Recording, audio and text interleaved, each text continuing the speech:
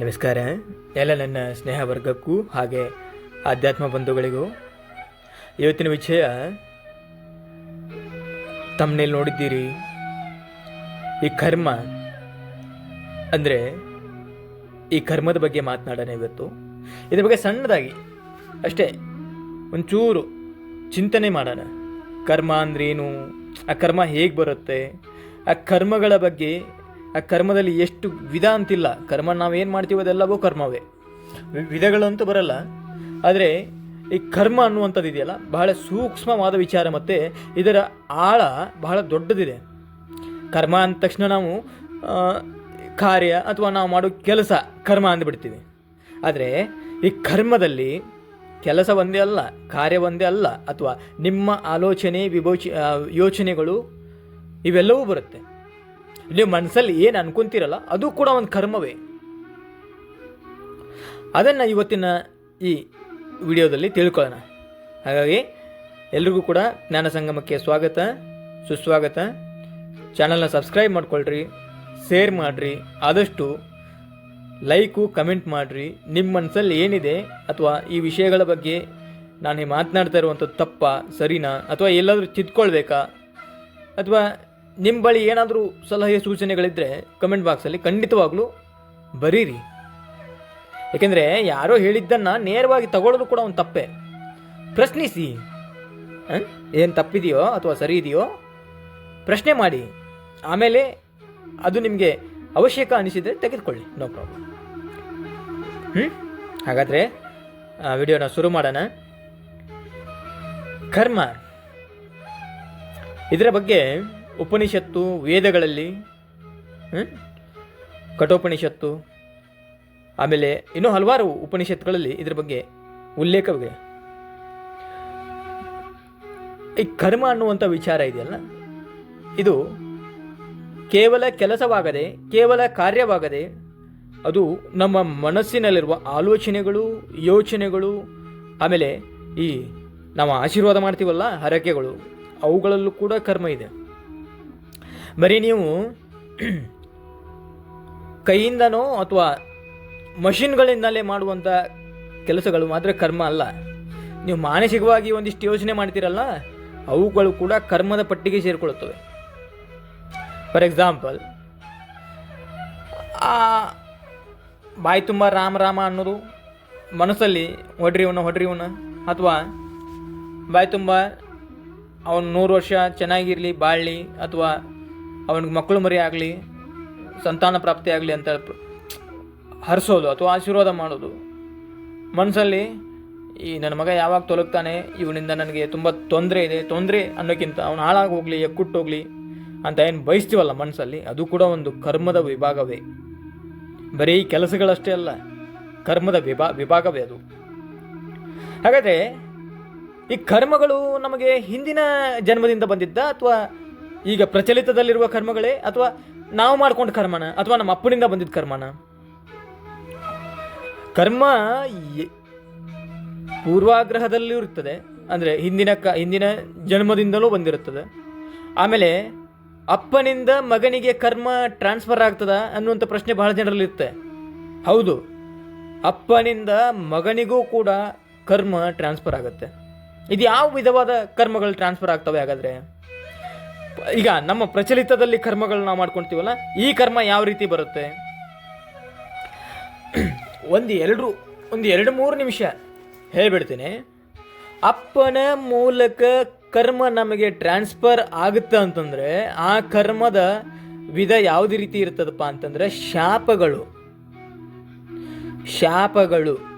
ಯಾರು, ಈಗ ಎಕ್ಸಾಂಪಲ್ ಉದಾಹರಣೆಗೆ ನಾನೇ, ಅಥವಾ ಈಗ ನನ್ನೇ ತಗೊಳ್ಳಿ, ನಾನೇ ಏನೋ ಒಂದು ತಪ್ಪು ಮಾಡಿದೆ ಅಥವಾ ಏನೋ ಒಂದು ಕರ್ಮದಲ್ಲಿ ಭಾಗಿಯಾಗಿದ್ದೀನಿ ಅಂತ ಇಟ್ಕೊಳ್ಳಿ. ನನ್ನ ಎದುರಿನವರಿಗೆ ನನ್ನಿಂದ ತುಂಬ ತೊಂದರೆ ಆಗಿದೆ, ಅಥವಾ ನೋವಾಗಿದೆ, ಅಥವಾ ಅವರಿಗೆ ಏನೋ ಅವಮಾನವಾಗಿದೆ, ಅಥವಾ ಅವರ ಜೀವನಕ್ಕೆ ನಾನು ಅಡಚಣೆ ಮಾಡಿಬಿಟ್ಟಿದ್ದೀನಿ, ಅಥವಾ ಅವರಿಗೆ ಎಲ್ಲಿ ಹೋದರೂ ಕ್ಷಮಿಸಲಾರದಂಥ ತಪ್ಪಿನಲ್ಲಿ ನಾನು ಪಾಲ್ಗೊಂಡಿದ್ದೀನಿ ಅಂತಂದರೆ ಅವರು ಶಾಪ ಹಾಕ್ತಾರೆ. ಏನಂತ? ನಿನ್ನ ಮಗ ಹಿಂಗೆ ಹುಟ್ಟುತ್ತಾನೆ ಹೋಗು, ಅಥವಾ ನಿನ್ನ ಮಗ ಈ ರೀತಿ ಇರ್ತಾನೆ ಹೋಗು, ಅಥವಾ ನಿನ್ನ ವಂಶ ನಾಶವಾಗಿ ಹೋಗಲಿ, ಅಥವಾ ನಿನ್ನ ವಂಶವೇ ನಿರ್ವಂಶವಾಗಿ ಹೋಗಲಿ, ಅಥವಾ ನಿನ್ನ ವಂಶವೆಲ್ಲವೂ ಜೀವನ ಪೂರ್ತಿ ಕೊರಗುವಂಥ ವಂಶ ನಿನಗೆ ಹುಟ್ಟಲಿ ಅಂತೇಳಿ ಹಾಕ್ತಾರಲ್ಲ, ಈ ಪಾಪಗಳು ಖಂಡಿತವಾಗ್ಲೂ ಬರುತ್ತೆ. ನಮ್ಮಿಂದ ನಮ್ಮ ಮಕ್ಕಳಿಗೆ ಟ್ರಾನ್ಸ್ಫರ್ ಆಗೇ ಆಗುತ್ತೆ.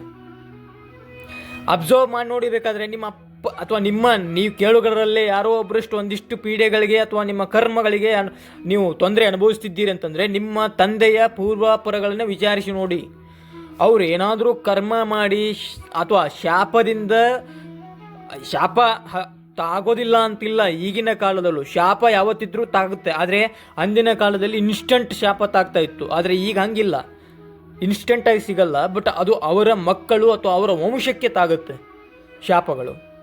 ಇವನೇನು ಗುರು, ಈ ಆಧುನಿಕ ಯುಗದಲ್ಲೂ ಕೂಡ, ಇಷ್ಟೊಂದು ವೈಲ್ಡ್ ಆಗಿರೋ ಟೆಕ್ನಾಲಜಿ ಯುಗದಲ್ಲೂ ಕೂಡ ಶಾಪದ ಬಗ್ಗೆ ಮಾತಾಡ್ತೇನೆ ಅಂತಂತಂದರೆ ಇದು ನಿಮ್ಮ ತಪ್ಪು ತಿಳುವಳಿಕೆ.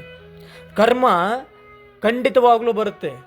ಕರ್ಮ ರಿಟರ್ನ್ಸ್ ಅಂತ ಅದಕ್ಕೆ ಹೇಳ್ತಾರೆ ಗೊತ್ತಾ? ಕರ್ಮ ರಿಟರ್ನ್ಸ್, ಅದಕ್ಕೆ ಹೇಳುವಂಥದ್ದು. ಈಗ ನನ್ನನ್ನೇ ತೆಗೆದುಕೊಳ್ಳಿ ಅಂತ ನಾನು ಇವಾಗಲೇ ಉದಾಹರಣೆ ಕೊಟ್ಟೆ. ಇವಾಗ ಯಾವುದೋ ಒಂದು ಹೆಣ್ಣಿನ ನೋವಿಗೋ ಅಥವಾ ಹೆಣ್ಣಿನ ಜೀವನಾಂತ್ಯಕ್ಕೆ ನಾನು ಕಾರಣ ಆಗಿದ್ದೆ ಅಂತ ಇಟ್ಕೊಳ್ಳಿ. ಈಗ ಅಥವಾ ನಾನೇ ಒಂದು ಹೆಣ್ಣನ್ನು ಬಲಾತ್ಕಾರ ಮಾಡಿ ಅಥವಾ ಅವಳ ಕೊರಗಿಗೆ ಅಥವಾ ಮರುಕಿಗೆ ನಾನು ಕಾರಣ ಆಗಿದ್ದೆ ಅಂತ ಇಟ್ಕೊಳ್ಳಿ. ಅವಳು ನನಗೆ ಶಾಪ ಹಾಕ್ತಾಳೆ, ಅಯ್ಯೋ ಈಗ ನೀನು ಗಂಡಸಾಗಿದ್ದೀಯಾ, ನಿನಗೆ ಹೆಣ್ಣಿನ ಮೇಲೆ ದೌಲತ್ತು ನಡೆಸ್ತಾ ಇದ್ದೀಯಾ, ನಿನಗೆ ಹುಟ್ಟುವ ವಂಶ ಗಂಡಸೇ ಅಲ್ಲದೆ ನಪುಂಸಕನಾಗಿ ಹುಟ್ಟಲಿ ಅಂತೇಳಿ ಶಾಪ ಕೊಟ್ಟರೆ ಖಂಡಿತವಾಗ್ಲೂ ಆಗ್ತಾರೆ. ಯಾಕಂದರೆ ಅವಳು ಈಗಿನ ಕಾಲಕ್ಕೆ ಶಾಪ ಕೊಡ್ಲಿಕ್ಕಾಗಲ್ಲ. ಅವನಿಗೆ ಶಾಪ ಅಂದರೆ, ಫಾರ್ ಎಕ್ಸಾಂಪಲ್ ನನಗೆ ಈಗ ನಾನೇ ಆ ರೀತಿಯ ಕಾರ್ಯದಲ್ಲಿ ಪ್ರವೃತ್ತನಾಗಿದ್ದೇನೆ ಅಥವಾ ಆ ಕಾರ್ಯದಲ್ಲಿ ನಾನೇ ಮಗ್ನನಾಗಿದ್ದೇನೆ ಅಂತಂದರೆ ನನಗೆ ಇವಾಗ ಇನ್ಸ್ಟೆಂಟಾಗಿ ನಾನು ಕೊಡೋಕ್ಕಾಗಲ್ಲ. ಅವಳು ನನಗೆ ಅಂದರೆ ಈಗ ನಾನು ಸದೃಢವಂತನಿದ್ದೀನಿ, ನಾನು ನನ್ನ ಶಕ್ತಿವರ್ಧಕ ಅಂದರೆ ನನ್ನ ದೇಹದಲ್ಲಿ ಶಕ್ತಿ ಇದೆ, ನನಗೀಗ ಶಾಪ ತಾಗಲ್ಲ. ಅವಳು ಹಾಕುವ ಶಾಪವೇ ಅದು, ನಿನ್ನ ವಂಶ ನಿರ್ವಂಶವಾಗಿ ಹೋಗಲಿ ಅಥವಾ ಇನ್ನೇನು ವಂಶಕ್ಕೆ ಅನುಗುಣವಾಗಿ ಯಾವುದೇ ಶಾಪ ಇದ್ದರೂ ಕೂಡ ಅದು ನಮಗೆ ಟ್ರಾನ್ಸ್ಫರ್ ಆಗುತ್ತೆ. ಅದು ಟ್ರಾನ್ಸ್ಫರ್ ಆಗೇ ಆಗುತ್ತೆ. ಯಾವ ರೀತಿ ಜೀನ್ಸಲ್ಲಿ ಹಿಂದೆ ನಮ್ಮ ತಂದೆಗೆ ಕ್ಯಾನ್ಸರ್ ಇತ್ತು ಅಥವಾ ಇನ್ನೇನೋ ರೋಗ ಇತ್ತು, ಹಾರ್ಟ್ ಅಟ್ಯಾಕ್ ಇತ್ತು ಅಥವಾ ಅವನಿಗೆ ಕಿಡ್ನಿ ಡಿಸೀಸಸ್ ಇತ್ತು ಅಂತಂದರೆ ಅದು ಯಾವ ರೀತಿ ನಮ್ಮ ತಂದೆಯ ಮೂಲಕ ನನಗೆ ಜೀನ್ಸ್ ಮೂಲಕ ರೋಗಗಳು ಬರುತ್ತೋ ಹಾಗೆ ಈ ಕರ್ಮ ಅಂದರೆ ಆತನ ಫಲಾನುಫಲ ಕರ್ಮದ ಫಲ ಕೂಡ ನನಗೆ ಟ್ರಾನ್ಸ್ಫರ್ ಆಗುತ್ತೆ. ಅರ್ಥ ಆಯಿತು ಅಂತ ಅಂದ್ಕೊಂಡಿದ್ದೀನಿ. ಪೂರ್ವಾಪರ ಕರ್ಮ ಆಯ್ತು. ಈಗ ನನ್ನ ಕರ್ಮಗಳೇ ನನಗೆ ಹೆಂಗೆ ಬರುತ್ತೆ? ಈ ಕರ್ಮಗಳು ಬಹಳ ದೊಡ್ಡವಲ್ಲ ಇವು. ಈ ಕರ್ಮಗಳು ಯಾವ ರೀತಿ ಬರ್ತವೆ ಅಂತಂದರೆ, ನೀವು ಹುಟ್ಟಿದಿಂದ ನೀವು ಇಲ್ಲಿವರೆಗೂ ನಿಮಗೆ ತಿಳುವಳಿಕೆ ಇಲ್ಲದೆ ಸಮಯದಲ್ಲಿ ಅಥವಾ ನೀವು ಸಣ್ಣವರಿದ್ರಿ, ಒಂದು 4 ರಿಂದ 5 ವರ್ಷ ನಿಮಗೆ ತಿಳುವಳಿಕೆ ಇರೋಲ್ಲ, ನೀವು ಅವಾಗ ದೇವರುಗಳು ನಿಮಗೆ ಗೊತ್ತಿಲ್ಲದೆ ಆಗ್ತಾ ಇರುತ್ತೆ ಎಲ್ಲವೂ.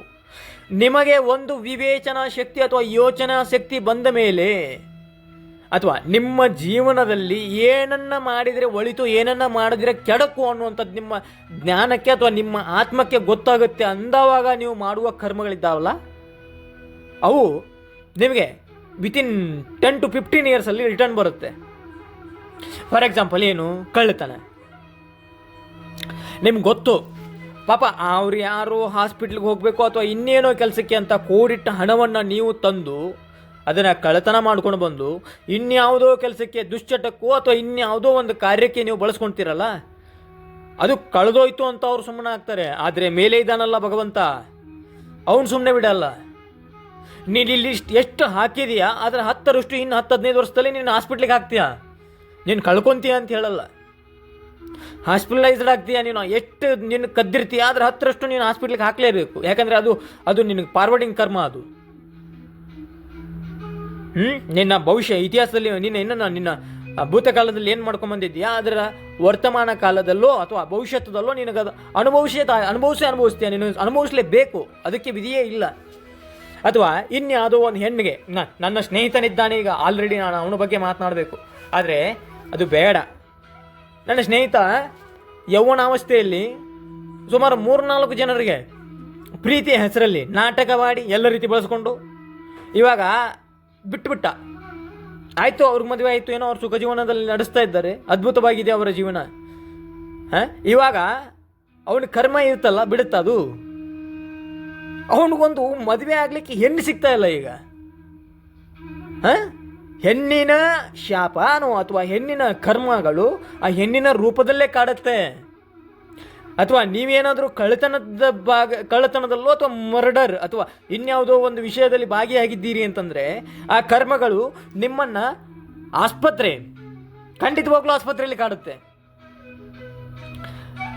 ನೀವು ಕಳ್ಳತನ ಮಾಡಿದರೆ ನಿಮ್ಮ ಆಸ್ಪತ್ರೆಗೆ ನೀವು ನಿಮ್ಮ ಕಳ್ಳತನ ಮಾಡಿದ ಅಷ್ಟು ಅಮೌಂಟಿನ 10% ನೀವು ಖರ್ಚು ಮಾಡಬೇಕಾಗ್ತದೆ. ಅಥವಾ ನೀವು ಮರ್ಡರು ಅಥವಾ ಇತರೆ ಕರ್ಮಗಳನ್ನು ಈಗ ಯಾರು ಮಾಡಿದ್ರಲ್ಲ ಮರ್ಡರ್ ಕೇಸು, ಅವ್ರುಗಳೇನೋ ಶಾಶ್ವತವಾಗಿ ಇದೇ ರೀತಿಯ ಕುಷನ್ ಬೆಡ್ ಮೇಲೆ ಮಲ್ಕೊಂಡು ಆರಾಮಾಗಿರ್ತಾರಂತ ಮಾಡಿದ್ದೀರೇನು? ಇಲ್ಲ. ಇನ್ನು ನೋಡಿ, ಇನ್ನು 5 ವರ್ಷದಲ್ಲಿ ಅವರ ಪರಿಸ್ಥಿತಿ ಯಾವ ರೀತಿ ಆಗುತ್ತೆ ಅಂತ. ನಾನು ಯಾರ ಬಗ್ಗೆ ಬರಳು ಮಾಡ್ತಿದ್ದೀನಿ ಅಂತ ನಿಮ್ಗೆ ಅನಿಸಿದೆ? ಸಮझने वालों को इशारा काफी होता है, बस हो गया. ಅದೇ ರೀತಿ ಈಗ ನೋಡಿ, ಅವರವರ ಕರ್ಮಕ್ಕೆ ಅವರವರೇ ಜವಾಬ್ದಾರಿಯಾಗಿರ್ತಾರೆ. ಈಗ ನೀವೇನೋ ಮಾಡಿದ್ರಿ, ಸಣ್ಣ ಪುಟ್ಟ ಇಲ್ಲ ನಾನು ಏನೋ ಮಾಡೋಕ್ಕೆ ಹೋಗಿ ಏನೇನೋ ಮಾಡ್ಕೊಂಡ್ಬಿಟ್ಟೆ, ಬಟ್ ಅದು ಕರ್ಮನ, ಅದು ನನಗೆ ಲಭಿಸುತ್ತಾ ಅಥವಾ ನನಗೆ ಅದು ಫಾರ್ವರ್ಡ್ ಆಗುತ್ತಾ? ಎಸ್, ಅಫ್ಕೋರ್ಸ್ ಅದು ಫಾರ್ವರ್ಡ್ ಆಗುತ್ತೆ. ಆದರೆ ಸಣ್ಣ ಕರ್ಮವಿದ್ದರೆ ಸಣ್ಣದಾಗಿ ಫಾರ್ವರ್ಡ್ ಆಗುತ್ತೆ, ದೊಡ್ಡದಾಗಿದ್ದರೆ ದೊಡ್ಡದಾಗಿ ಫಾರ್ವರ್ಡ್ ಆಗುತ್ತೆ. ಅಥವಾ ಇನ್ನು ಕರ್ಮದಲ್ಲಿ ಅತಿ ಭಯಾನಕ ಮತ್ತು ಅತಿ ಕಠೋರವಾದಂಥ ಕರ್ಮ ಅಂತಂದರೆ ಈ ಹೆಣ್ಣಿನ ಕರ್ಮ. ಇದನ್ನು 1000 ಸರ್ತಿ ಹೇಳ್ತೀನಿ ನಾನು. ಒಂದು ಹೆಣ್ಣಿನ ಕಣ್ಣಲ್ಲಿ ನಿಮ್ಮಿಂದ ಅಥವಾ ನಿಮ್ಮ ಪರವಾಗಿ ಅಥವಾ ನಿಮ್ಮ ತಪ್ಪಿನಿಂದ ಒಂದು ಕಣ್ಣೀರು ಹಾಕಿದ್ದಾರೆ ಅಂತಂದರೆ ಖಂಡಿತವಾಗಲು ಸಾಯೋದ್ರೊಳಗಾಗಿ ಕರ್ಮ ಏನಿದೆ ಅಂತ ನೀವು ಅನುಭವಿಸೇ ಸಾಯ್ತೀರಿ. ಅದಂತೂ ಸತ್ಯ. ಆದರೆ ಯಾವುದೋ ಅವಳ ಕರ್ಮವೇ 108 ಇದೆ ಸ್ವಾಮಿ, ನಾನು ಅವಳಿಗೆ ಮಾಡಿದ್ದು ಯಾವ ಲೆಕ್ಕ? ಅವರದ್ದೇ ಅವ್ರ ಲೆಕ್ಕ, ಅವ್ರ ಪಟ್ಟಿ ಅವ್ರ ಹಿಂಬಾಲಿರುತ್ತೆ, ಅವ್ರ ಜೊತೆಗಿರುತ್ತೆ, ನಿಮ್ಮ ಪಟ್ಟಿ ನಿಮ್ಮ ಜೊತೆ ಇರುತ್ತೆ. ಅದಕ್ಕೆ ಒಂದು ಸಣ್ಣ ಕತೆ ಹೇಳ್ತೀನಿ. ಕರ್ಮ ಯಾವ ರೀತಿ ನಿಮ್ಮನ್ನು ಬೆನ್ನು ಬಿಟ್ಟು ಯಾವ ರೀತಿ ಬೇರೆಯೊಬ್ಬರ ಹೆಗಲೇರುತ್ತೆ ಅನ್ನುವಂಥದ್ದನ್ನು ಹೇಳ್ತೀನಿ ನೋಡಿ. ಈಗ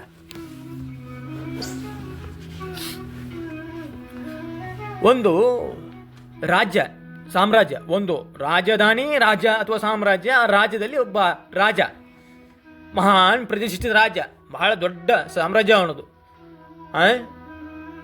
ಜನರು ಕೂಡ ಆ ಸಾಮ್ರಾಜ್ಯದಲ್ಲಿ ಜನ ಕೂಡ ಬುದ್ಧಿವಂತರು, ಎಲ್ಲರೂ ಅದ್ಭುತವಾಗಿತ್ತು ಅವನ ಸಾಮ್ರಾಜ್ಯ. ಆತನಿಗೆ ಈ ಹೆಣ್ಣಿನ ಮೇಲೆ ಮೋಹ. ಹೆಣ್ಣನ್ನು ಆತ ಬರೀ ಕಾಮದೃಷ್ಟಿಯಿಂದ ನೋಡ್ತಾನೆ, ಹೆಣ್ಣಿನ ಮೇಲೆ ಭಯಂಕರ ಮೋಹಿತ ಇದ್ದ. ಆತ ಮದುವೆ ಆಗಿದ್ದ, 3 ಜನ ಹೆಣ್ಣು ಮಕ್ಕಳನ್ನ ಮದುವೆ ಮಾಡ್ಕೊಂಡಿದ್ದ. ಮದುವೆ ಆದರೂ ಕೂಡ ಪರಸ್ತ್ರೀಯರ ಮೇಲೆ ಕಣ್ಣು ಹಾಕುವುದನ್ನು ಬಿಟ್ಟಿರಲಿಲ್ಲ. ಅಂದರೆ ಕಾಮುಕ ಅಂತ ಇಟ್ಕೊಳ್ಳಿ. ಆಯಿತು, ಅವನೇ ರಾಜ. ಆ ರಾಜನಿಗೆ ಒಬ್ಬ ಮಂತ್ರಿ ಇದ್ದ. ಆ ಮಂತ್ರಿ ಬಹಳ ನಿಷ್ಠಾವಂತ, ಆದರೆ ದುರಾಸೆ. ಹಣ ಮಾಡಬೇಕು, ನಾಣ್ಯ ಸಂಪಾದನೆ ಮಾಡಬೇಕು, ದುಡ್ಡು ಇರಬೇಕು ನನ್ನ ಹತ್ರ, ನನ್ನ ಮನೆಯಲ್ಲಿ ನನ್ನ ಹೆಂಡ್ರು ಮಕ್ಕಳನ್ನ ನಾನು ಚೆನ್ನಾಗಿ ಸಾಕಬೇಕು. ಅವರು ಈ ರಾಜನ ಅರಮನೆಯಲ್ಲಿ ರಾಣಿಯರು ಯಾವ ರೀತಿ ಇದ್ದಾರಲ್ಲ ಅದೇ ರೀತಿ ನನ್ನ ಮನೆಯಲ್ಲಿ ಮಂತ್ರಿಯ ಹೆಂಡತಿ ಮತ್ತು ಮಕ್ಕಳು ರಾಜನ ಹೆಂಡತಿ ಮಕ್ಕಳಿಗಿಂತಲೂ ಅದ್ಭುತವಾಗಿ ಇರಬೇಕು, ಅವರು ಕೂಡ ಅದ್ಭುತವಾದ ಸ್ಥಾನಮಾನಗಳನ್ನು ಗಳಿಸ್ಕೊಳ್ಬೇಕು ಅನ್ನುವಂಥ ಹುಚ್ಚು ಹಂಬಲ ಅವನಿಗೆ. ಹಾಗೆ ಆತ ರಾಜ ಕರೀತಾನೆ ಒಂದಿನ, ಅರೇ ಮಂತ್ರಿ, ಹೇಳಿ ಪ್ರಭುಗಳೇ, ಇಲ್ಲಪ್ಪ ನನಗೆ ನನ್ನ ಹೆಂಡ್ರ ಮೇಲೆ ಯಾಕೋ ಮೋಹ ಕಡಿಮೆ ಆಗಿಬಿಟ್ಟಿದೆ. ನಮ್ಮ ಈ ನಗರದಲ್ಲಿ ಅಥವಾ ನಮ್ಮ ಸಾಮ್ರಾಜ್ಯದಲ್ಲಿ ಇನ್ನಷ್ಟು ಯಾರಾದರೂ ಹೆಣ್ಣಿದ್ದಾರಾ ನೋಡು, ಚೆಂದಾಗಿರಬೇಕು, ಕಟ್ಟುಮಸ್ತಾಗಿರಬೇಕು, ಅದ್ಭುತವಾಗಿರ್ಬೇಕು ನೋಡೋಕ್ಕೆ, ಕರ್ಕೊಂಡು ಬಾ ಒಂದು 15-20 ಜನನ್ನ. ಮಂತ್ರಿ ಅಂತಾನೆ, ಯಾಕೆ ಪ್ರಭು 15-20 ಜನ? ಅಯ್ಯೋ, ನಾನು ರಾಜ, ನಾನು ಹೇಳಿದ ಮೇಲೆ ಮುಗಿದೋಯ್ತು, ನೀನು ಕೇಳಬೇಕು. ಆಯಿತು, ನಿನಗೆ ನಗನಾಣ್ಯ ಕೊಡ್ತೀನಿ, ಸೇರು ಬಂಗಾರ ಕೊಡ್ತೀನಿ. ಓ, ರಾಜನಿಗೆ ಮಂತ್ರಿ ಗುಚ್ಚದ್ ಬಿಡ್ತು. ಓ, ಸೇರು ಬಂಗಾರ, ಆಯಿತು ಬಿಡಿ. ಅಲ್ಲಿಗೆ ಒಂದು ಕರ್ಮ ಸುತ್ತಕೊಳ್ಳುತ್ತೆ ಒಂದು ತಲೆಗೆ, ದುರಾಸೆಯ ಕರ್ಮ. ಆಯಿತು, ಆತ ಇಡೀ ನಗರ ಅಂದರೆ ಆತನ ಅರಮನೆಯ ಸುತ್ತ ಇರುವಂಥ ನಗರಗಳನ್ನೆಲ್ಲ ಸುತ್ತಾನೆ. ಒಂದು 15-20 ಜನ ಹೆಣ್ಮಕ್ಳನ್ನ ಕರೀತಾನೆ, ಕರೆದು ಕೂಡಿಸ್ಬಿಟ್ಟು ಹೇಳ್ತಾನೆ, ನೋಡಮ್ಮ, ಅರಮನೆಯಲ್ಲಿ ರಾಜ ಬರಲಿ ಹೇಳಿದ್ದಾನೆ, ಅವರ ಅರಮನೆಯಲ್ಲಿ ಸ್ವಲ್ಪ ಕೆಲಸ ಇದೆ, ಹೆಣ್ಣುಮಕ್ಕಳು ಮಾಡುವಂಥ ಕೆಲಸ. ಆ ಕೆಲಸಗಳಿಗೆ ನಿಮ್ಮನ್ನು ಕರೆದಿದ್ದಾನೆ. ನಿಮಗೆ ವರಹಗಳು ಅಥವಾ ವಜ್ರಗಳು ಅಥವಾ ನಿಮಗೆ ನಾಣ್ಯಗಳನ್ನು ಕೊಡ್ತಾನೆ. ಬರುವಾಗ ಇಸ್ಕೊಂಡು ಬಂದು ನಿಮ್ಮ ಜೀವನಗಳನ್ನು ಮಾಡಿ. ಅವರು ಕೆಲಸ ಅಂದ ತಕ್ಷಣ ಖುಷಿ ಆದರು. ಹಂಗಾರೆ ಏನೋ ಅಂದರೆ ಅರಮನೆಯಲ್ಲಿ ಏನೋ ಕೆಲಸಗಳಿರ್ಬೋದು ಅಥವಾ ಇನ್ನೇನೋ ಇರ್ಬೋದು ಅನ್ನುವಂಥ ಆಸೆಯಿಂದ ಅವರು ಮಂತ್ರಿ ಜೊತೆಗೆ ಅರಮನೆಗೆ ಬರ್ತಾರೆ. ಅರಮನೆಗೆ ಬಂದ ತಕ್ಷಣ ರಾಜ ಹೇಳ್ತಾನೆ, ಆಯ್ತಪ್ಪ ನೀನು ಬಂದಿದ್ದೀಯ, ಕೆಲಸ ಮುಗಿತು, ನೀನು ಹೋಗು ನಿನ್ನ ಕೆಲಸಕ್ಕೆ, ನಿನ್ನ ಯಾವುದು ನಿನ್ನ ಜಾಗಕ್ಕೆ ಹೋಗು, ನಾನು ನಿನ್ನ ನೋಡ್ತೀನಿ ಅಂತ 15 ಜನ ರಾಣಿ ಅಂದ್ರೆ ಇವರು ಯಾರವರು ಆ ಮಹಿಳೆಯರನ್ನೇ ಕರ್ಕೊಂಡು ಒಂದು ಅವರ ರಂಗಮಂದಿರಕ್ಕೆ ಕರ್ಕೊಂಡು ಹೋಗ್ತಾನೆ. ಅಲ್ಲಿ ಹೋಗಿ ನರ್ತನೆ ಮಾಡೋದಕ್ಕೆ ಹೇಳ್ತಾನೆ. ನರ್ತನೆ ಅಂದರೆ ನರ್ತಿಸೋದಕ್ಕೆ ಅಂದರೆ ಡ್ಯಾನ್ಸ್ ಮಾಡ್ಲಿಕ್ಕೆ ಹೇಳ್ತಾನೆ. ಡ್ಯಾನ್ಸ್ ಮಾಡ್ತಾರೆ. ಎಲ್ಲರನ್ನು ಕಾಮದೃಷ್ಟಿಯಿಂದ ನೋಡ್ತಾನೆ. ಒಬ್ಬೊಬ್ಬರನ್ನ ಕರೀತಾನೆ, ಕೇಳ್ತಾನೆ. ಪ್ರತಿಯೊಬ್ಬರು ಕಣ್ಣೀರು ಹಾಕಿಕೊಂಡು ಹೇಳ್ತಾರೆ, ಅಯ್ಯೋ ಮಹಾಪ್ರಭುಗಳೇ, ನಾವು ಆ ರೀತಿ ಹೆಣ್ಮಕ್ಳಲ್ಲ, ನಮ್ಮನ್ನು ಕೈ ಬಿಟ್ಬಿಡಿ, ನಾವು ಹೆಂಗೋ ಕೂಲಿ ನಾಲಿ ಮಾಡಿಕೊಂಡು ಜೀವನ ಮಾಡ್ತಾ ಇದ್ದೀವಿ, ನಮಗೆ ₹1 ಕೂಲಿ ಸಿಕ್ಕರೆ ಸಾಕು ಪ್ರಭು, ನಾನು ಹೆಂಗೋ ಹೊಟ್ಟೆ ತುಂಬಿಸ್ಕೊಂಡು ನನ್ನ ಮಕ್ಕಳು ನಾವು ಎಲ್ಲ ಚೆನ್ನಾಗಿದ್ದೀವಿ, ಈ ರೀತಿಯ ನಮ್ಮನ್ನು ಕರಿಬೇಡಿ, ನಾವು ಆ ರೀತಿ ಹೆಣ್ಮಕ್ಳಲ್ಲ, ನಮ್ಮನ್ನು ಕೈ ಬಿಟ್ಬಿಡಿ ಅಂತಾರೆ. ಅರೆ ಮಂತ್ರಿ ಅಂದರೆ ರಾಜನ ಕೈಲಿ ಸಿಕ್ಕಾಕೊಂಡಿದ್ದಾರೆ ಅಂದಮೇಲೆ ಅವ್ರಿಗೆ ಒಂದು ಬಂದಿಖಾನೆಗೆ ಹಟ್ಟಬೇಕು, ಇಲ್ಲ ಇವ್ರ ಮಾತು ಕೇಳಬೇಕು. ಅವ್ರ ಮನಸ್ಸಲ್ಲಿ ಶಾಪ ಹಾಕ್ತಾರೆ, ಅಯ್ಯೋ ಕಳಬಡ್ಡಿ ಮಗನೇ ಮಂತ್ರಿ, ನಿನ್ನ ವಂಶ ನಿರ್ವಂಶವಾಗಿ ಹೋಗ್ಬಿಡ್ಲಿ, ನಿನ್ನ ಮನೇಲಿರೋ ಹೆಣ್ಣು ಮಕ್ಕಳೆಲ್ಲರೂ ಅಗ್ನಿಗೆ ಆಹುತಿಯಾಗಿ ಮರಣ ಹೊಂದಲಿ ಅಂತ ಹೇಳಿ ಶಾಪ ಹಾಕ್ಬಿಡ್ತಾರೆ. ಎಷ್ಟು ಕರ್ಮಗಳು ಬಂತು ಮಂತ್ರಿಯ ತಲೆಗೀಗ? ರಾಜನಿಂದ ಬಂದ ಕರ್ಮ ಒಂದು, ಈ ಹೆಣ್ಣು ಮಕ್ಕಳಿಗೆ ಮೋಸ ಮಾಡಿದ ಕರ್ಮ ಒಂದು, ಈ ಹೆಣ್ಣು ಮಕ್ಕಳು ಹಾಕಿದ ಶಾಪದ ಕರ್ಮ ಒಂದು. ಒಟ್ಟು 3 ಕರ್ಮಗಳನ್ನು ಆತ ಅನುಭವಿಸೋದಕ್ಕೆ ಶುರು ಮಾಡಬೇಕು. ಆತನಿಗೆ ಗೊತ್ತಿಲ್ಲ ಹೆಣ್ಣು ಮಕ್ಕಳ ಶಾಪ ತಟ್ಟುತ್ತೆ ಅಂತ. ಆಯಿತು, ಅವತ್ತು ರಾಜನೇನೋ ತಮ್ಮ ಕೆಲಸ ಮಾಡಿಕೊಂಡ, ಆತ ಮೋಹಿಸಿದ, ಮುದ್ದಿಸಿದ, ಎಲ್ಲವನ್ನು ಮುಗಿಸ್ಕೊಂಡ. ಅವ್ರನ್ನ ಇನ್ನೂ 15-20 ಜನದ ಮಟ್ಟಿಗೆ ಆ ಅರಮನೆಯ ಬಂದಿಖಾನೆಯಲ್ಲಿ ಬಂಧಿಸಿಟ್ಟು ಪ್ರತಿದಿನ ಇದೇ ರೀತಿ ಕಿರುಕುಳ ತಾಳಲಾರದೆ ಕೊನೆಗೆ ಎಲ್ಲರೂ ಕೂಡ ಆತ್ಮಹತ್ಯೆ ಮಾಡ್ಕೊಳ್ತಾರೆ. 15 ಜನ ಹೆಣ್ಮಕ್ಳು. ಆ ಶಾಪ ಹಾಕಿದ್ರಲ್ಲ ಮಂತ್ರಿಗೆ, ಇವರ ಸತ್ತ ಮರುಕ್ಷಣವೇ ಅವನ ಮನೆಗೆ ಬೆಂಕಿ ಬೀಳುತ್ತೆ. ಬೆಂಕಿ ಬಿದ್ದು ಇಡೀ ಮನೆ ದಗದಗಿಸಿ ಹೆಂಡತಿ ಮತ್ತು 3 ಜನ ಪುತ್ರಿಯರು, ಆ 4 ಜನರು ಬೆಂಕಿಯಲ್ಲಿ ದಗದಗಿಸಿ ಹೋಗ್ಬಿಡ್ತಾರೆ, ಸುಟ್ಟು ಕರಕಲಾಗ್ಬಿಡ್ತಾರೆ. ಆವಾಗ ಎಲ್ಲೋ ಒಂದು ಕಡೆ ಅನಿಸುತ್ತೆ ಅವನಿಗೆ, ನಾನು ಹೆಣ್ಣು ಮಕ್ಕಳಿಗೆ ಮೋಸ ಮಾಡಿದ್ನಲ್ಲಪ್ಪ. ಈಗ ಒಂದು 15 ದಿನದಿಂದ 15 ಜನ ಹೆಣ್ಣು ಮಕ್ಕಳನ್ನು ಸುಳ್ಳು ಹೇಳಿ ಕರ್ಕೊಂಡು ಬಂದು ರಾಜನ ತೆವಲಿಗೆ ಬಿಟ್ಟಿದ್ನಲ್ಲ, ಇದೇ ನನ್ನ ಕರ್ಮದ ಫಲ, ನನಗೀಗ ಅನುಭವಿಸ್ತಾ ಇದ್ದೀನಿ. ನೋಡು, ಹೆಂಡ್ರಿಲ್ಲ, ಮಕ್ಕಳಿಲ್ಲ, ನಾನು ಯಾರಿಗಂತ ಇರಲಪ್ಪ, ಏನು ಮಾಡಲಿ? ನನಗೆ ಯಾವ ಮಂತ್ರಿಗಿರಿನೂ ಬೇಡ, ಯಾವ ದುಡ್ಡು ಬೇಡ, ಯಾವ ದನಾನು ಬೇಡ, ನಗ ಬೇಡ, ನಾಣ್ಯ ಬೇಡ, ತಂದಿಟ್ಟಿದ್ದನ್ನು ಖರ್ಚು ಮಾಡೋದಕ್ಕೆ ನನ್ನ ಬಳಿ ಯಾರೂ ಇಲ್ಲ, ನಾನು ಒಬ್ಬನೇ ಏನು ಮಾಡಲಿ ಅಂತ ಹೇಳಿ ಈ ಹೆಣ್ಣಿನ ಕರ್ಮ ಕಳ್ಕೊಳ್ಬೇಕು ಅಂತ ಹೇಳಿ ವೇಶ್ಯೆಯರ ಮನೆಗಳಿಗೆ ಹೋಗ್ತಾನೆ. ವೇಶ್ಯೆಯರ ಮನೆಗಳಿಗೆ ಹೋಗಿ, ನೋಡ್ರಮ್ಮ, ನೀವು ಇನ್ನು ಮೇಲೆ ಈ ರೀತಿಯ ಕೆಟ್ಟ ಕೆಲಸದಲ್ಲಿ ಭಾಗವಹಿಸಬೇಡ್ರಿ, ನಿಮ್ಮನ್ನೇ ನೀವು ಈ ರೀತಿಯಾಗಿ ಬದುಕೋದನ್ನು ಬಿಟ್ಟುಬಿಡಿ, ನಾನು ನಿಮ್ಗೆ ಎಷ್ಟು ಬೇಕೋ ಅಷ್ಟು ಕೊಡ್ತೀನಿ ದುಡ್ಡನ್ನ, ನೀವು ನೆಮ್ಮದಿಯಾಗಿ ಆರಾಮಾಗಿ ನಿಮ್ಮ ಗಂಡ ಮಕ್ಕಳ ಜೊತೆಗೆ ಆರಾಮಾಗಿ ಜೀವನ ಮಾಡಿ, ನಿಮ್ಗೆ ಯಾವಾಗ ದುಡ್ಡು ಕಡಿಮೆ ಆಗುತ್ತೋ ನನ್ನ ಹತ್ರ ಬನ್ನಿ, ನಾನು ಕೊಡ್ತೀನಿ ನಿಮಗೆ ಅಂತ ಹೇಳ್ತಾನೆ. ಅವರು ಎಂಥ ಮನುಷ್ಯನಯ್ಯ ಇವನು ಮಂತ್ರಿ, ರಾಜನಿಗೆ ನಮ್ಮ ಮೇಲೆ ಕರುಣೆ ಬಂದಿಲ್ಲ, ಇವನು ದುಡ್ಡು ತಂದು ನಮ್ಮ ಬದುಕನ್ನು ಹಸನು ಮಾಡ್ತಿದ್ದಾನಲ್ಲ, ನಿನಗೆ ಒಳ್ಳೆಯದಾಗಲಿ.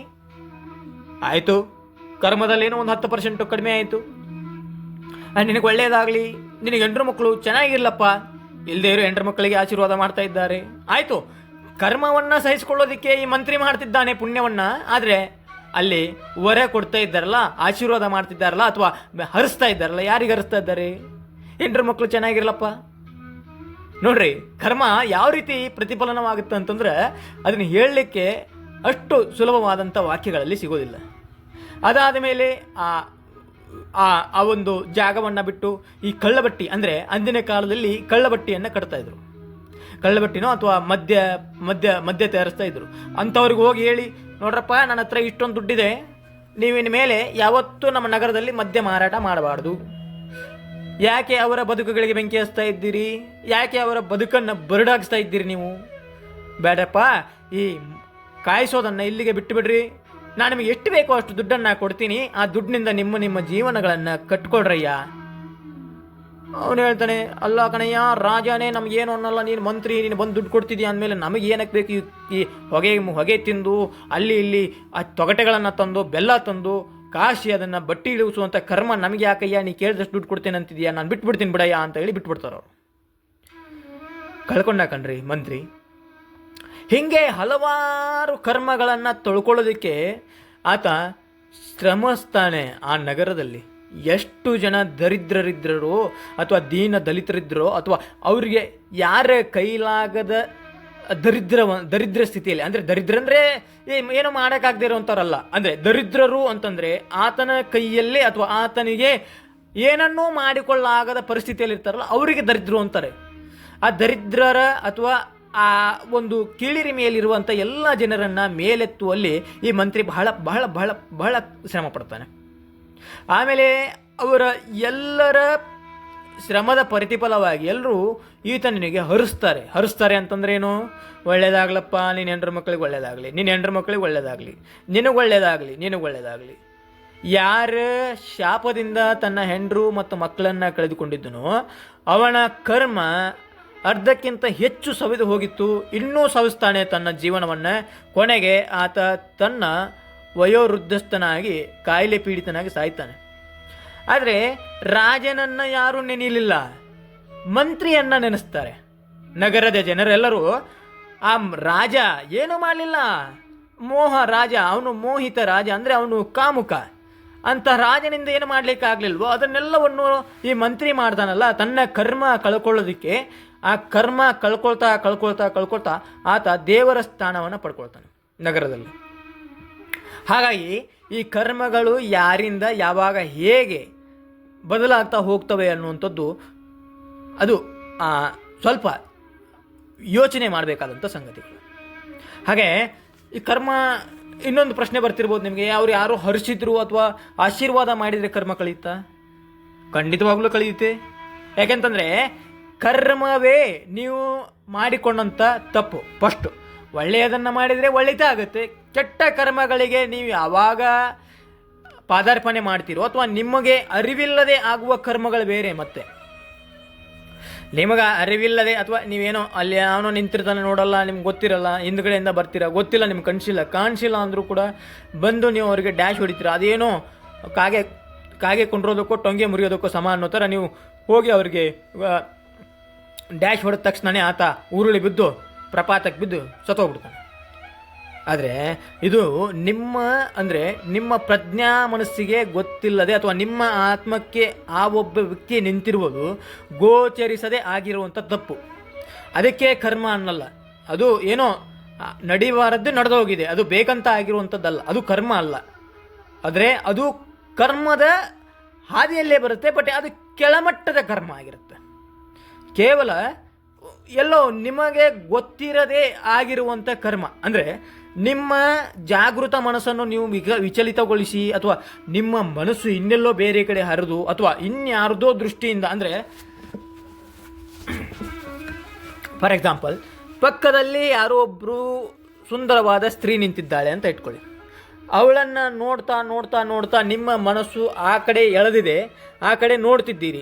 ಈ ಮುಂದಗಡೆ ಇದ್ದದ್ದ ವ್ಯಕ್ತಿಯನ್ನು ನೋಡಿಲ್ಲ, ಹೋಗಿ ಗುದ್ದುಬಿಟ್ರಿ, ಅವನು ಬಿದ್ದ ಸತ್ತೋಗ್ಬಿಟ್ಟ. ಇದು ಕರ್ಮನ? ಹೌದು, ಇದು ಕರ್ಮದ ಲಿಸ್ಟಿಗೆ ಬರುತ್ತೆ. ಆದರೆ ಅಷ್ಟು ದೊಡ್ಡ ಕರ್ಮವಲ್ಲ. ಆದರೆ ನಿಮ್ಮ ಕರ್ಮ ಯಾವ ರೀತಿ ಅಂದರೆ ನಿಮ್ಮ ಮನಸ್ಸು ವಿಚಲಿತಗೊಂಡು ಆ ಹೆಣ್ಣಿನ ಮೇಲಿದ್ದಾಗ ಇದು ಗೊತ್ತಿಲ್ಲದೆ ನಡೆದಿರುವಂಥ ಕರ್ಮ.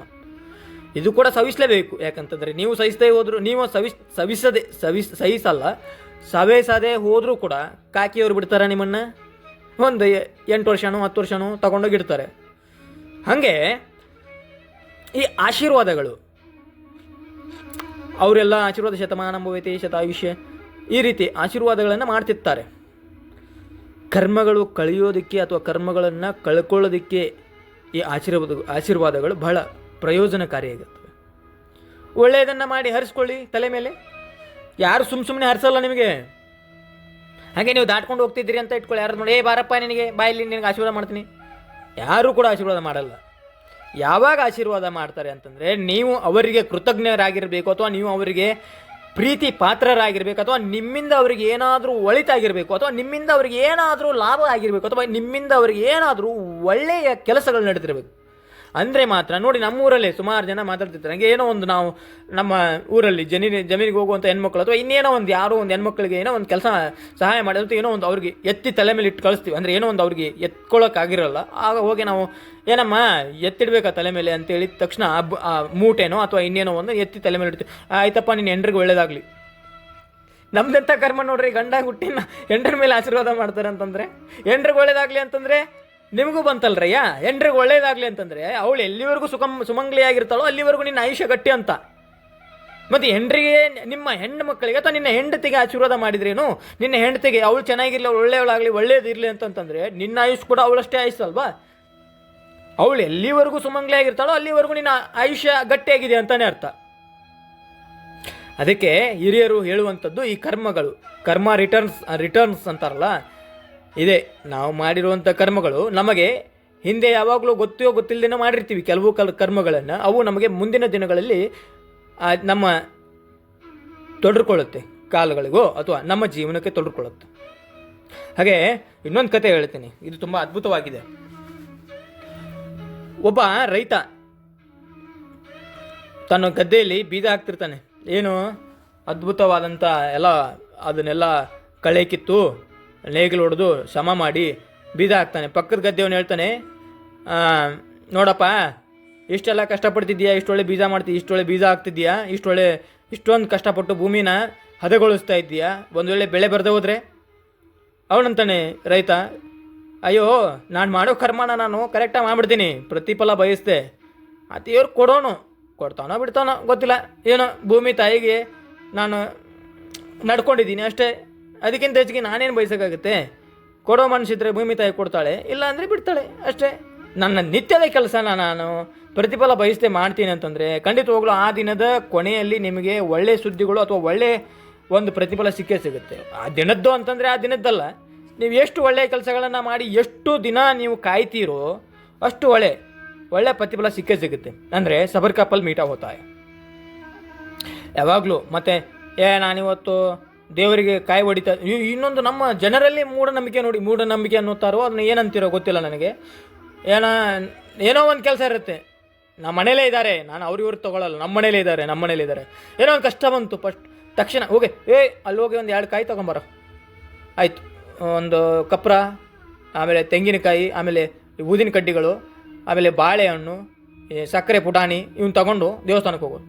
ಅಯ್ಯೋ ಕಷ್ಟ ಬಂದಿದೆ ತಾಯಿ, ಕಷ್ಟ ಬಂದಿದೆ, ನನಗೆ ತುಂಬ ದುಃಖ ಆಗ್ತಾ ಇದೆ, ಕಷ್ಟ ಇದೆ, ನನಗೆ ದಯವಿಟ್ಟು ನೆರವೇರಿಸಬೇಕು ನೀನು ಈ ಮುಂದಿನ ಅಮಾವಾಸ್ಯೆ ಒಳಗೆ ನೆರವೇರಿಸಿದ್ರೆ ನಾನು ನಿನಗೆ ಇನ್ನೂ 2 ಕಾಯಿ ಹೊಡಿತೀನಿ. ನೀವು ದೇವರನ್ನ ನಂಬಿಸೋದಕ್ಕೆ ಹೋಗ್ತಿರೋ, ಅದು ಪೂಜೆ ಮಾಡೋಕ್ಕೆ ಹೋಗ್ತಿದ್ರೋ ಅಥವಾ ವಾರ್ನಿಂಗ್ ಕೊಡ್ಲಿಕ್ಕೆ ಹೋಗ್ತಿದ್ದೀರೋ ನೀವು? ನನಗೆ ಅದು ತಿಳಿಯಲ್ಲ. ನಮ್ಮಮ್ಮನಿಗೆ ಕೇಳ್ತಾ ಇರ್ತೀನಿ ನಾನು ಯಾವಾಗಲೂ, ಅಯ್ಯೋ ದೇವ್ರನ್ನ ಈ ರೀತಿನೂ ಕೇಳ್ತಾರ? ಒಳ್ಳೆ ಕೆಲಸ ಮಾಡಿದರೆ ಒಳ್ಳೇದು ಖಂಡಿತ ಆಗುತ್ತೆ. ಹಾಗಂತ ಎಲ್ಲರಿಗೂ ಒಳ್ಳೇದು ಮಾಡಿದ ತಕ್ಷಣ ಇನ್ಸ್ಟೆಂಟ್ಲಿ ನಿಮಗೆ ಒಳ್ಳೇದೇ ಸಿಗುತ್ತೆ ಅಂತ ಅಂದರೆ ಅದು ಕೂಡ ತಪ್ಪು. ಯಾಕೆಂದರೆ ನಿಮಗೆ ಗೊತ್ತಿಲ್ಲದ ಹಲವು ಕರ್ಮಗಳು ನಿಮ್ಮ ಬೆನ್ನ ಹಿಂದೆ ಇರುವಾಗ ನೀವು ಇವತ್ತು ಮಾಡಿರೋ ಒಳ್ಳೆ ಕೆಲಸಕ್ಕೆ ಇವತ್ತೇ ಪ್ರತಿಫಲ ನನಗೆ ಒಳ್ಳೇದೇ ಕೊಡ್ತಾನೆ ಅಂತ ಇಟ್ಕೊಂಡು ಕೂತ್ಕೊಂಡ್ರೆ ನಿಮ್ಮಂಥ ಮೂರ್ಖರು ಮತ್ತೆ ಯಾರೂ ಇಲ್ಲ. ಯಾಕೆಂದರೆ ನಿಮಗೆ ಗೊತ್ತಿರಲ್ಲ ನಿಮ್ಮ ಕರ್ಮಗಳು ಎಷ್ಟಿದ್ದಾವೆ ಅಂತ. ಒಂದು ಇರಬೇಕು ಅಂದಿರ್ತೀರ, ಅದ್ರದ್ದು ಒಂದು ಕರ್ಮ ಇರುತ್ತೆ. ಒಂದು ಇನ್ನೇನೋ ಮಾಡಿರ್ತೀರಾ, ನಿಮ್ಗೆ ಗೊತ್ತಿಲ್ಲದಂಗೆ ಏನೇನೋ ಮಾಡಿರ್ತೀರಾ ಅಲ್ವಾ? ಇನ್ನೇನೋ ಮಾಡೋಕ್ಕೋಗಿ ಯಾರಿಗೋ ಫೋನ್ ಮಾಡೋಕ್ಕೋಗಿ ಇನ್ಯಾರಿಗೋ ಫೋನ್ ಮಾಡಿರ್ತೀರ, ಅವ್ರು ಬೈಕೊಂಡಿರ್ತಾರೆ. ಏನೋ ಒಂದು ಸಣ್ಣ ಪುಟ್ಟ ಕರ್ಮದಿಂದ ಹಿಡಿದು ದೊಡ್ಡ ಕರ್ಮದವರೆಗೂ ಹೇಳ್ತಾ ಇದ್ದೀನಿ ನಾನು. ಹಾಗಾಗಿ ಎಲ್ಲ ಕರ್ಮಗಳು ರಿಟರ್ನ್ ಬರುತ್ತೆ. ಅಂದರೆ ನಮ್ಮ ನ್ಯೂಟನ್ ಥರ್ಡ್ ಲಾ ಇದೆಯಲ್ಲ, every action equal to opposite reaction ಅಂತಾಳೆ. ಅದೇ ರೀತಿ ಈ ಅಂದರೆ ಏನಂತಾರೆ ಕನ್ನಡದಲ್ಲಿ ಅದಕ್ಕೆ, ಕ್ರಿಯೆಗೆ ತಕ್ಕ ಪ್ರತಿಕ್ರಿಯೆ, ಹಾಗೆ ಕರ್ಮಕ್ಕೆ ತಕ್ಕ ಪ್ರತಿಫಲ ಇದ್ದೇ ಇರುತ್ತೆ. ಇದನ್ನು ನೆನ್ಪಿಟ್ಕೊಳ್ಳಿ. ಇವತ್ತಿಗೆ ಕರ್ಮ ಅನ್ನುವಂಥ ಈ ಒಂದು ಕಾನ್ಸೆಪ್ಟ್ ಅನ್ನೋಕ್ಕಿಂತ ಈ ಕರ್ಮ ಅನ್ನೋದ್ರ ಬಗ್ಗೆ ತಿಳ್ಕೊಂಡ್ರಿ ಅಂತ ನಾನು ಅನ್ಕೊಂಡಿದ್ದೀನಿ. ಸಾಧ್ಯವಾದರೆ ಇದನ್ನು ಇನ್ನಷ್ಟು ಜನಕ್ಕೆ ಶೇರ್ ಮಾಡಿ. ಕರ್ಮದ ಬಗ್ಗೆ ಇನ್ನೂ ಬಹಳ ಹೇಳ್ಬೋದಿತ್ತು, ಯಾಕೆಂದರೆ ನೀವೆಲ್ಲ ಕೇಳಿರ್ತೀರ, ನಮ್ಮ ಗುರುಗಳು ಅದ್ರ ಬಗ್ಗೆ ತುಂಬ ಹೇಳ್ತಿರ್ತಾರೆ. ಹಾಗಾಗಿ ಈ ವಿಚಾರಗಳನ್ನು ಆದಷ್ಟು ಜನಗಳಿಗೆ ಶೇರ್ ಮಾಡಿ. ಎಲ್ಲರೂ ಒಂದಿಷ್ಟು ಜನ ಅಂದ್ಕೊಂಡಿರ್ತಾರೆ ಕರ್ಮ ರಿಟರ್ನ್ಸ್ ಅಂತ ಸರ್ ಹೌದಾ ಅಂತ ಕೇಳ್ತಾರೆ ತುಂಬ ಜನ. ಕರ್ಮ ರಿಟರ್ನ್ಸ್ ಹೌದು, ಕರ್ಮ ರಿಟರ್ನ್ಸೇ. ಬಟ್ ನೀವು ಕರ್ಮ ಯಾವ ರೀತಿ ಇದೆ, ಏನು ಕರ್ಮ ಅನ್ನೋದು ನೀವು ನೆನಪು ಮಾಡ್ಕೊಳ್ಳಿ. ಅಂದರೆ ನಿಮ್ಗೆ ಗೊತ್ತಿಲ್ಲದೇನೋ ಮಾಡಿರ್ತೀರಿ, ಗೊತ್ತಿದ್ದು ಕರ್ಮ ಅಂದರೆ ಏನು ಅಂತ ಕೆಲವ್ರಿಗೆ ಗೊತ್ತೇ ಇಲ್ಲ. ಅಯ್ಯೋ ನನ್ನ ಕರ್ಮ ಅಂತ ಹಣೆ ಹೊಡ್ಕೊಂತಿರ್ತಾರಲ್ಲ ಅದು ಕರ್ಮನೇ. ಅದು ಕರ್ಮ ಅಲ್ಲ, ಆ ಕರ್ಮ ಅವರೆಲ್ಲ ತಿಳ್ಕೊಂಡ್ರೆ ಕರ್ಮ ಬೇರೆ. ಕರ್ಮ ಅಂದರೆ ಕೆಟ್ಟದ್ದು, ಪಾಪಕ್ಕೆ ಹೋಲಿಸ್ತಾರೆ ಕರ್ಮನ. ಕರ್ಮ ಅಂದರೆ ಅಯ್ಯೋ ನನ್ನ ಕರ್ಮ ಅಂದರೆ ಕರ್ಮದ ಸಮಾನಾರ್ಥಕ ಪದ ಯಾರನ್ನಾದ್ರೂ ಕೇಳಿ ಪಾಪ ಅಂತಾರೆ ಅವರು. ಪಾಪ ಕರ್ಮ ಇವೆ. ಹಾಗಾಗಿ ಆದಷ್ಟು ಜನಕ್ಕೆ ಶೇರ್ ಮಾಡಿ, ಸಬ್ಸ್ಕ್ರೈಬ್ ಮಾಡ್ಕೊಳ್ರಪ್ಪ ಎಲ್ಲರೂ. ತುಂಬ ಜನ ವಿಡಿಯೋಸ್ನ ನೋಡ್ತಿದ್ದೀರಿ ಬಹಳ, ಅಂದರೆ ಲೈಕ್ ಮಾಡಲ್ಲ, ಕಮೆಂಟ್ ಮಾಡಲ್ಲ. ಆಮೇಲೆ ಒಂದು 2-3 ನಿಮಿಷ ನೋಡಿಬಿಟ್ಟು ಕಮೆಂಟ್ ಮಾಡ್ತೀರಾ. ದಯವಿಟ್ಟು ಪೂರ್ತಿ ನೋಡಿದರೆ ಅರ್ಥ ಆಗುತ್ತೆ. ಸುಮ್ಮನೆ ಮೆಚ್ಚಿಸೋದಕ್ಕೆ ಕಮೆಂಟ್ ಮಾಡೋದಾದರೆ ದಯವಿಟ್ಟು ಕಮೆಂಟ್ ಕೂಡ ಮಾಡಬೇಡಿ. ವಿಡಿಯೋಗಳನ್ನ ನೋಡಿ ಅರ್ಥ ಮಾಡಿಕೊಂಡು ಆಮೇಲೆ ಕಮೆಂಟ್ ಮಾಡಿ. ಎಲ್ರಿಗೂ ಒಳ್ಳೆಯದಾಗಲಿ. ಸರ್ವೇ ಜನ ಸುಖಿನೋ ಭವಂತು. ಶ್ರೀಕೃಷ್ಣ ಭಗವಂತ ಎಲ್ಲರಿಗೂ ಒಳ್ಳೇದು ಮಾಡಲಿ. ಮುಂಬರುವ 2025 ಎಲ್ಲರ ಬದುಕಲ್ಲೂ ಒಳ್ಳೆಯದನ್ನು ತರಲಿ. ಆಮೇಲೆ ಯಾರ್ಯಾರ ಕನಸು ಈಡೇರಿಲ್ವೋ, ಈ ವರ್ಷ 2025 ಅದ್ಭುತವಾದ ವರ್ಷ. ಯಾಕಂತಂದರೆ ಈ ವರ್ಷ ಎಲ್ಲ ಪಾಸಿಟಿವ್ ವೈಬ್ಸ್ ಇದೆ. ಹಾಗಾಗಿ ಎಲ್ಲರಿಗೂ ಕೂಡ ಒಳ್ಳೆಯದಾಗುತ್ತೆ, ಒಳ್ಳೆಯದಾಗಲಿ. ಆ ಭಗವಂತ ಶ್ರೀಕೃಷ್ಣ ಎಲ್ಲರಿಗೂ ಒಳ್ಳೇದು ಮಾಡಲಿ. ನಮಸ್ಕಾರ, ಜೈ Hind, Vande Mataram. Cancel. But pause.